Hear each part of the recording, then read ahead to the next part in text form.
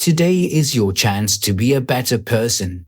Imagine a small town where there lived an old gardener who was known not only for his beautiful gardens, but also for his profound wisdom. People came to him not only for gardening advice, but also for his unusual outlook on life. The old man had a special way of teaching through the beauty of his gardens. One day, a young and energetic man, full of curiosity, came to the old man for instruction. This young man was known in town for his cheerfulness and sociability, but felt he was missing something more, something that would give his life real meaning.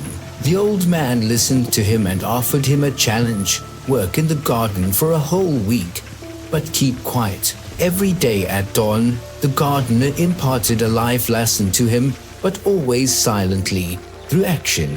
The young man accepted the challenge with enthusiasm, interested in what he would learn. How did that story end? You can watch it on our channel. Go on over and soak up the wisdom.